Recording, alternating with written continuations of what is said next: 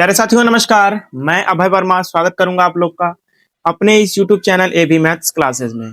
तो प्यारे साथियों आज हम करने वाले हैं एक्सरसाइज 4.2 का क्वेश्चन नंबर 5 करेंगे और 6 करेंगे। ठीक है, आज 4.2 खत्म हो जाएगा, कल से हम पढ़ेंगे दोस्त 4.3। ठीक है, तो बिना देरी के वीडियो स्टार्ट करते हैं दोस्त। ठीक है, अगर आप लोग मेरे चैनल पर नए हैं तो चैनल को सब्सक्राइब जरूर करें और वीडियो पसंद आए तो वीडियो को एक लाइक जरूर। ठीक है ना दोस्त, तो आइए बिना देर के वीडियो स्टार्ट करते हैं। देखिए बहुत ही इजी क्वेश्चन है, ध्यान से बस सुनिएगा मैं क्या कह रहा हूं। ठीक है, बोलिए देखा क्या बोल रहा है, एक समकोण त्रिभुज है। ठीक है, एक समकोण त्रिभुज पहले बना बना के हम आप लोग को समझाएंगे। ठीक है, तो पहले तो हम एक समकोण त्रिभुज बना लेते हैं। तो मान लीजिए समकोण त्रिभुज है, क्या है दोस्त, समकोण त्रिभुज है। ठीक है, ये कोण होता है हमारा 90 अंश का, ये 90 अंश का हो गया। ठीक है, नाम देते रहे हैं दोस्त ए बी सी, हमने समकोण त्रिभुज बना लिया। ठीक है, अब देखिए हम इसको थीटा मान ले रहे हैं। ठीक है, तो थीटा के सामने का भुजा क्या हो जाएगी दोस्त, लंब हो जाएगी, और ये कर्ण हमारा फिक्स होता है और जो ये है आधार है। ठीक है ना, तो देखिए बोल रहा है एक समकोण त्रिभुज की ऊंचाई, ऊंचाई यानी ये लंबाई को ऊंचाई। ठीक है, लंबाई को ही बोल रहा है ऊंचाई। ठीक है, ये वाली भुजा, ये वाली भुजा ऊंचाई इसके आधार से, इसके आधार से 7 सेंटीमीटर कम है। तो आधार हमें नहीं मालूम है, अगर आधार हमें मालूम चल जाए तो इससे 7 सेंटीमीटर कम रहेगा ये वाली भुजा यानी लंब। तो मान लेते हैं हम या इसको x, मान लिए हम लोग आधार को x। ठीक है, तो ये वाली भुजा हमारे पास हो जाएगी x माइनस 7, क्योंकि बोल रहा है कि आधार से जो ऊंचाई है आधार से 7 सेंटीमीटर कम है। सभी सेंटीमीटर में है तो x सेंटीमीटर हम मानेंगे, x सेंटीमीटर। ठीक है, और ये हो जाएगी सेंटीमीटर, x माइनस 7 सेंटीमीटर। आगे बोल रहा है दोस्त यदि कर्ण 13 सेंटीमीटर का है, देखिए कर्ण हमारे पास दे रखा है 13 सेंटीमीटर, तो अन्य दो भुजाएं ज्ञात कीजिए, यानी आधार ज्ञात करना है आप लोग को और ऊंचाई ज्ञात करनी है। अगर हमें आधार मालूम चल जाए तो मान लीजिए आधार हमारे पास 10 आ गया, 10 सेंटीमीटर। ठीक है, तो इससे 7 सेंटीमीटर कम क्या हो जाएगी, ऊंचाई हो जाएगी। 10 सेंटीमीटर अगर आधार आ गई तो ऊंचाई हमारे पास कितनी आ जाएगी दोस्त, इससे 7 सेंटीमीटर कम यानी 3 सेंटीमीटर। ठीक है, क्लियर है। अब चलिए हमने क्या क्या त्रिभुज में किया वो लिखते हैं। हमने पहले माना है कि समकोण त्रिभुज का आधार, क्या माना है, सॉल्यूशन में लिखेंगे माना, माना समकोण, माना समकोण, समकोण त्रिभुज का आधार, आधार यानी ए बी। ठीक है, आधार यानी ए बी एक्स माना हमने। तो ठीक है, क्या माना, माना समकोण त्रिभुज का आधार ए बी बराबर एक्स मान लिया सेंटीमीटर। ठीक है दोस्त, तो हमारे पास ऊंचाई क्या हो जाएगी, तो समकोण त्रिभुज की ऊंचाई, तो समकोण त्रिभुज की ऊंचाई, ऊंचाई क्या हो गई, इससे 7 सेंटीमीटर कम यानी x माइनस 7 सेंटीमीटर। और कर्ण हमारे पास दे रखा है ऊंचाई, रुक जाइए, ऊंचाई यानी BC, ऊंचाई यानी BC, और कर्ण हमारे पास दे रखा था कर्ण यानी AC, AC हमारे पास दे रखा है दोस्त 13 सेंटीमीटर। तो देखिए समकोण त्रिभुज बना है, तो आप लोगों को मैं पढ़ाया हूं पाइथागोरस प्रमेय। ठीक है, चैप्टर 8 में जब त्रिकोणमिति का परिचय जब पढ़ा रहा था आप लोग को, तो उसमें पूरी डिटेल से बताया हूं। ठीक है ना, चैप्टर 8 और चैप्टर 9 भी खत्म हो चुका है। ठीक है, अगर वो आप लोगों ने वीडियो नहीं देखी चैप्टर 9 और चैप्टर 8 की, तो मैंने प्लेलिस्ट बना रखी है, उस प्लेलिस्ट का लिंक मैं इसी वीडियो के डिस्क्रिप्शन में प्रोवाइड करवा दूंगा, वहां से जाकर आप लोग देख सकते। तो देखिए पाइथागोरस प्रमेय से, यहां पर लिखेंगे दोस्त पाइथागोरस प्रमेय से, पाइथागोरस, पाइथागोरस प्रमेय, पाइथागोरस प्रमेय से। तो पाइथागोरस प्रमेय क्या कहता है दोस्त, जो ये कर्ण का स्क्वायर है, कर्ण का स्क्वायर अन्य दो भुजाओं के वर्गों के योग के बराबर होता है, कौन, कर्ण। ठीक है, कर्ण यानी AC का स्क्वायर बराबर हो जाएगा BC का स्क्वायर प्लस AB का स्क्वायर, इसी के बराबर होता है पाइथागोरस प्रमेय। होता है कि नहीं होता है दोस्त। अब देखिए जिसका जिसका मान दे रखा है बस पुट करना है आप लोग को, बस एक द्विघात समीकरण बनेगा उस समीकरण से हम x की वैल्यू निकालेंगे, बस x की वैल्यू आ जाएगी तो आधार हमारा निकल जाएगा। जितना आधार आएगा इससे 7 सेंटीमीटर कम लंब यानी ऊंचाई आ जाएगी। बस यही दो भुजाएं हमें फाइंड करनी है।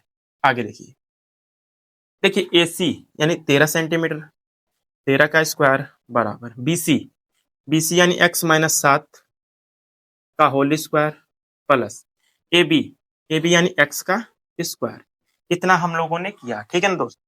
अब देखिए 13 का स्क्वायर क्या होता है, 169 होता है, बराबर इसको होल स्क्वायर से तोड़िए, a माइनस बी के होल स्क्वायर से क्या होता है, x का स्क्वायर हो जाएगा प्लस 7 का स्क्वायर 49 माइनस 2AB यानी 2a यानी x, दूसरा 14x हो जाएगा। ठीक है, 2AB देखिए, देखिए यहाँ पर 2AB है 2 AB, a मतलब x गुना b यानी 7, दूसरा 14x आ जाएगा।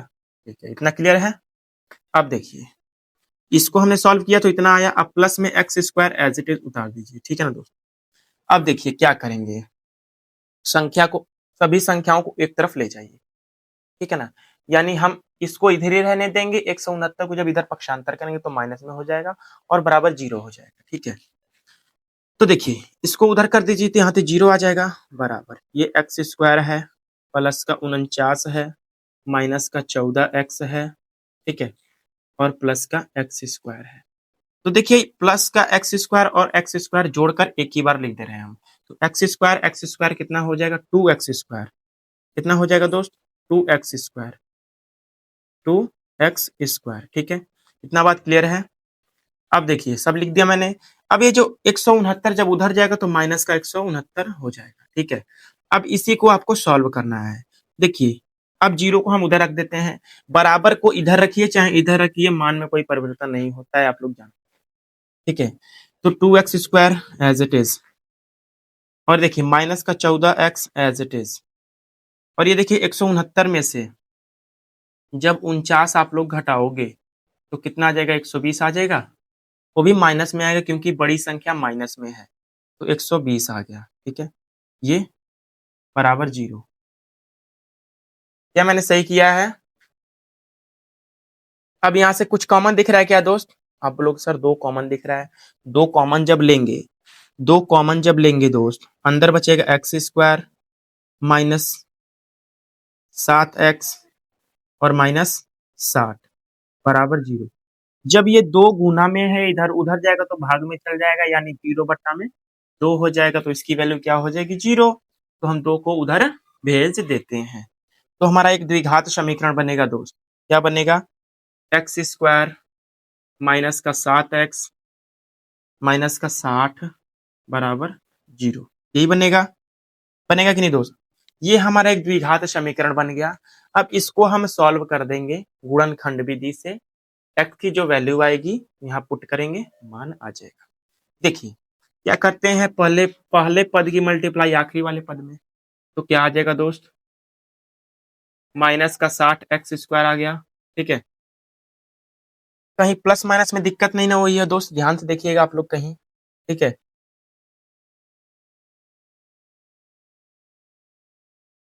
ठीक लग रहा है, ठीक है।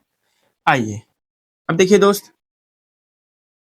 पहले वाले पद की मल्टीप्लाई आखिरी वाले पद में 60x स्क्वायर, तो आपको ऐसा खंड इसका करना है कि गुना करने पर माइनस का 60x स्क्वायर आए और जोड़ने या घटाने पर माइनस का 7x आए। तो क्या करेंगे, पहले इसका खंड कीजिए, यहाँ पर 60 का 2 से कटेगा 30 बार में, फिर 2 से कटेगा 15 बार में, फिर 3 से कटेगा 5 बार में, फिर 5 से 1 बार, तो 2 दूनी के 4, 4 3 12 और 12 पाँचे 60, तो 12 गुणे 5, 12 पाँचे 60।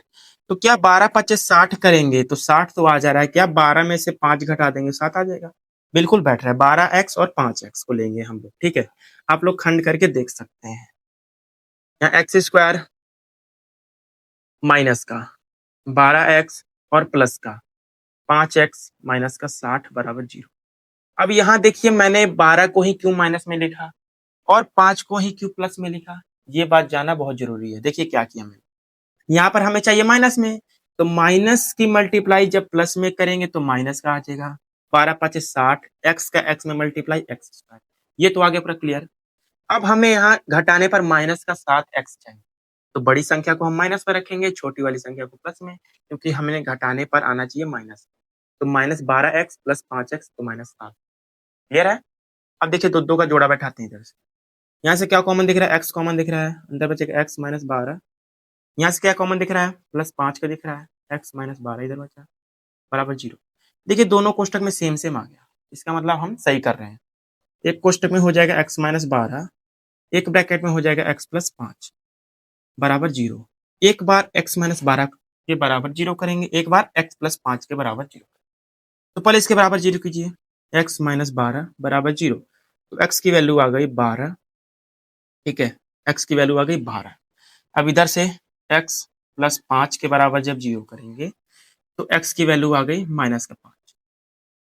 अब ये देखिए, क्या आप लोग को पता है कि त्रिभुज की कोई भी भुजा नेगेटिव में नहीं होती, तो इसलिए हम -5 को नहीं, तो हमारी x की वैल्यू हो जाएगी 12। ठीक है, 12 आ गई x की वैल्यू, यानी AB की वैल्यू आ गई, इसकी वैल्यू आ गई 12 सेंटीमीटर। तो ये कितनी आ जाएगी दोस्त, ये वाली, जब x की जगह 12 रखेंगे, इससे 7 कम करेंगे तो 5 सेंटीमीटर आ जाएगी। ये वाली भुजा आ गई 5 सेंटीमीटर, ये आ गई 12 सेंटीमीटर। ठीक है, और ये तो भुजा हमें मालूम थी, तो नीचे लिख लीजिएगा आप लोग दोस्त। ठीक है, अतः यहाँ पर लिखिएगा, जगह नहीं है, ठीक है, आप लोग लिख लीजिएगा। अतः समकोण त्रिभुज का आधार हो जाएगा 12 सेंटीमीटर तथा ऊंचाई हो जाएगी दोस्त 5 सेंटीमीटर। इतना आप लोग लिखकर आंसर, बात खत्म।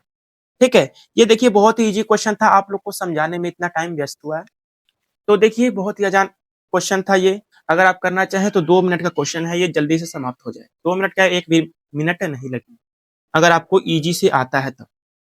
ठीक है, अब क्या करेंगे आप, आपका काम क्या है, लिखना।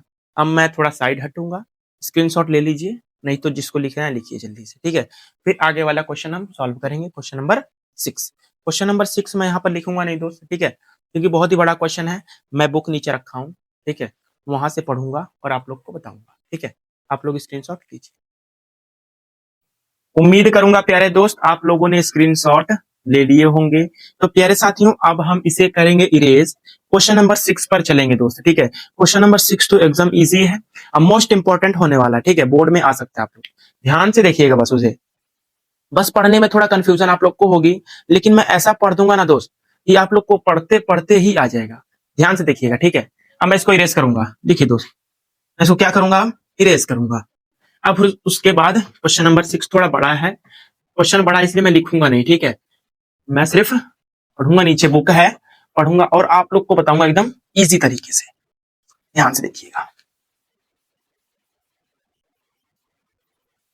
पढ़ूं दोस्त। देखिए, बोल रहा है क्वेश्चन, एक कुटीर उद्योग है, ठीक है, एक दिन में कुछ बर्तनों का निर्माण करता है। एक कुटीर उद्योग है, ठीक है, वो एक दिन में कुछ बर्तनों का निर्माण करता है। हमें मालूम नहीं है कितने बर्तनों का निर्माण करता है, लेकिन बोला है कुछ बर्तनों का निर्माण करता है। आगे बोल रहा है दोस्त कि एक विशेष दिन यह देखा गया कि, ठीक है, प्रत्येक नग की निर्माण लागत रुपए में, प्रत्येक नग की निर्माण लागत रुपए में, ठीक है, उस दिन के निर्माण किए बर्तनों की संख्या के दोगुने से 3 अधिक है। जो प्रत्येक नग की निर्माण लागत है, उस दिन के निर्मित बर्तनों की संख्या के 2 गुने से 3 अधिक है। कौन, प्रत्येक नग की निर्माण लागत। ठीक है, यदि उस दिन की कुल लागत 90 रुपए थी, ठीक है, उस दिन की कुल लागत दे दिया है 90 रुपए, ठीक है, तो निर्मित बर्तनों की संख्या और प्रत्येक नग की लागत याद कर। ठीक है, तो पहले हम मानेंगे, ठीक है, क्या मानेंगे, सॉल्यूशन में लिखेंगे दोस्तों। क्वेश्चन नंबर 6 है ये, सॉल्यूशन में माना, माना उस दिन के, माना उस दिन के निर्मित, माना उस दिन के बर्तनों निर्मित बर्तनों, माना उस दिन के निर्मित बर्तनों की संख्या। देखिए दोस्त, मैं उस दिन क्यों लिखा हूं, ताकि आपको अच्छे से समझ आए। अगर मैं यहाँ पर एक दिन लिख दूंगा तो आप लोग को उतना सही से समझ नहीं आएगा, ठीक है, इसलिए मैं उस दिन लिखा हूं। अब बोल रहा है, अब प्रत्येक नग की निर्माण लागत निकालते हैं। अब यहाँ पर प्रत्येक प्रत्येक नग के निर्माण, प्रत्येक नग की निर्माण लागत, प्रत्येक नग की निर्माण लागत क्या हो जाएगी दोस्त? बोल रहा है कि जो उस दिन के निर्मित बर्तनों की संख्या के दो गुने, यानी उस दिन के निर्मित बर्तनों की संख्या x है, इसके दो गुने से तीन अधिक है, तीन अधिक है, दो गुना भी है और तीन अधिक है। ये हमारी निकल कर आ गई क्या? क्या निकल कर आ गई? प्रत्येक नग की निर्माण लागत 2x प्लस 3, ये हमारी निकल कर आ गई। और बोल रहा है कि उस दिन की कुल निर्माण लागत 90 रुपए थी। बोल रहा है, क्वेश्चन ने बोला है उस दिन की कुल लागत, उस दिन की, रुक जाइए अभी मत लिखिए, अब अकॉर्डिंग टू क्वेश्चन चलिए, प्रश्नानुसार, प्रश्न प्रश्नानुसार, प्रश्नानुसार बोल रहा है कि उस दिन, उस दिन, उस दिन, उस दिन की कुल, उस दिन की कुल लागत, उस दिन की कुल लागत, उस दिन की कुल निर्माण लागत लिखिए दोस्त, निर्माण लागत, उस दिन के कुल निर्माण लागत है 90 रुपए। ठीक है, उस दिन मतलब ये वाली x और इसको मल्टीप्लाई करने पर 90 रुपए कुल टोटल है, कुल मिलाकर। तो x और 2x प्लस 3 की जब मल्टीप्लाई करेंगे तो कुल मिलाकर 90 रुपए आएगी, ये कुल निर्माण लागत है। ठीक है, अब यहां से एक द्विघात समीकरण बनेगा। ठीक है, द्विघात समीकरण बनाएंगे, x की वैल्यू निकालेंगे, तो वो x की वैल्यू जो रहेगी उस दिन के निर्मित बर्तनों की संख्या रहेगी, और यहाँ पर x की वैल्यू लिख देंगे तो प्रत्येक नग की निर्माण लागत आ जाएगी। हमसे यही दोनों पूछा है। ठीक है, अब देखिए मल्टीप्लाई अंदर करें, x का 2x में 2x² होगा, x में प्लस 3 का मल्टीप्लाई तो 3x हो जाएगा, और ये 90 को इधर ला दीजिए, हो गया, आप बराबर 0 करिए। ठीक है, इतना हम लोगों ने किया, इतना हम लोगों ने किया ना। अब गुणनखंड कर दें इसका, पहले पद की मल्टीप्लाई आखिरी वाले पद में, यानी 2x² की मल्टीप्लाई किसमें होगी? 90 में, तो कितना आ जाएगा? 180x² आएगा, वो भी माइनस में। तो हमें ऐसा लिखना है कि गुना करने पर माइनस 180x² आए और जोड़ने या घटाने पर प्लस 3x आए। ठीक है, तो पहले इसके गुणन खंड कीजिए। 180 2 से कटेगा 60 बार में, फिर 2 से कटेगा 30 बार में, फिर 2 से कटेगा 15 बार में, फिर 3 से कटेगा 5 बार में, 5 से कट जाएगा 1 बार। मल्टीप्लाई कीजिए, 2 दूनी के 4, दूनी के 8, लिखे 24, 24 5 नहीं नहीं नहीं यार, गलत लिख दिया मैंने, 2 9 18 ना होता है 90। ठीक है, एक फिर 2 से कटेगा तो 45 बार में, सॉरी भाई सॉरी। ठीक है, फिर 3 से कटेगा 15 बार में, फिर 3 से कटेगा 5 बार में, अब 5 से कटेगा 5। ठीक है ना, सही क्या भाई? ठीक है, अब देखिए 2 दूनी के 4 3 12, ठीक है, और 3 5 15, यानी 12 गुने 15 जब करेंगे, तो 12 गुने 15 जब करेंगे तो 180 आएगा। ठीक है, 12 में जब मल्टीप्लाई 15 का करेंगे तो 180 आएगा, और 15 में से 12 घटा देंगे तो प्लस का 3x आ जाएगा, तो यहां से बैठ रहे हैं हम। ठीक है, तो बैठाइए 2x² अपनी जगह पर, और प्लस का 15x, और माइनस का 12x, और माइनस का 90 इज इक्वल टू 0।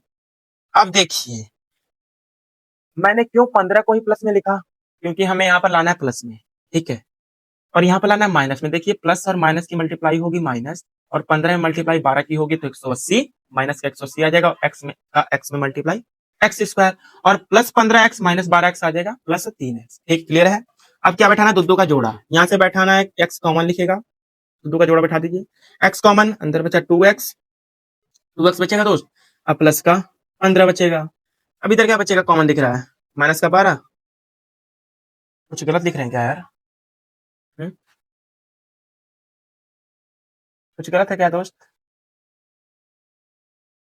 क्या कॉमन दिख रहा था? 15 गुने 12, 15 दूना के 30, 15 का 15 3 18, 180 तो हो जाए 15x प्लस में माइनस का मल्टीप्लाई माइनस। ठीक है, और 3 तो आ रहा है, यहाँ से कॉमन कैसे गड़बड़ा रहा है भाई? 12 कॉमन दिख रहा है? नहीं नहीं, 12 कहाँ कॉमन दिख रहा है यार, इधर कॉमन दिख रहा है आप लोग को क्या? क्या 3 कॉमन दिख रहा है क्या? नहीं नहीं नहीं, 6 कॉमन दिख रहा है, 6 ले लीजिए कॉमन, ठीक है, 6 कॉमन दिख रहा है इधर। तो अंदर बचेगा 2x माइनस, यहाँ पे 6 कॉमन लिए दोस्त, माइनस का 6, तो ये हो जाएगा 15 प्लस का बराबर 0। अब बैठा सही, ठीक है। हमने क्या कॉमन लिया इधर से? 6। 12 कॉमन नहीं लेंगे क्योंकि 12 के टेबल में 90 यानी 90 नहीं आता है, ठीक है। यहाँ 6 कॉमन लिए तो अंदर बचेगा 2x प्लस 15। देखिए दोनों कोष्टक में सेम आ गया, दोनों कोष्टक में सेम आ चुका है। अब देखिए एक ब्रैकेट में हो जाएगा 2x प्लस 15, एक ब्रैकेट में हो जाएगा x माइनस 6 बराबर 0। एक बार दोनों को 0 करेंगे तो 2x प्लस 15 को एक बार 0 करेंगे, 2x प्लस 15 को 0 करेंगे दोस्त, तो हो जाएगा x की वैल्यू आ जाएगी माइनस का 15/2 आ जाएगी ना। इधर आ जाएगी x माइनस 6 बराबर 0, तो x बराबर आ जाएगा 6। तो हमें देखिए हम प्लस वाला ही लेंगे क्योंकि माइनस वाला लेते नहीं है, माइनस वाला हम नहीं लेंगे, तो x की वैल्यू 6 लेंगे, तो आ जाएगी हमारी उस दिन के निर्मित बर्तनों की संख्या x आ जाएगी। x मतलब 6 रुपए, ये निर्मित बर्तनों की संख्या आ गई 6, ठीक है, 6 है। और यहाँ पर रख दीजिए प्रत्येक नग की निर्माण लागत। आप इसको नीचे लिखकर कीजिएगा क्योंकि जगह कम है दोस्त, मैं नहीं लिखूंगा, ठीक है। यहाँ पर मैं लिख देता लेकिन मैं लिखूंगा नहीं, आप लोग को बस बता रहा हूँ। इसके नीचे आप लोग को बस क्या लिखना है कि उस दिन के निर्मित बर्तनों की संख्या x है, माने है ना, तो x की जगह पर 6 आ जाएगी, यानी निर्मित बर्तनों की संख्या 6 आ गई। और प्रत्येक नग की निर्माण लागत आ जाएगी, जब यहाँ पर रख देंगे 2, x की वैल्यू 6 रखेंगे अब प्लस 3 तो बराबर 15 आ जाएगी, ठीक है। ये हम लोग का एक आंसर ये है, एक आंसर ये है, तो आप लोग नोट कर लीजिएगा नीचे, ठीक है। अब ये 4.2 एक्सरसाइज 4.2 होता है समाप्त, ठीक है ना दोस्त। अब कल मिलेंगे हम एक्सरसाइज 4.3 के साथ। कैसी लगी वीडियो दोस्त? अगर अच्छी लगी तो वीडियो को लाइक जरूर करना और चैनल पर नए हो तो चैनल को सब्सक्राइब जरूर करके जाना दोस्त, ठीक है। मिलेंगे फ्रेंड्स नेक्स्ट वीडियो में, तब तक के लिए नमस्कार, जय हिंद, जय भारत।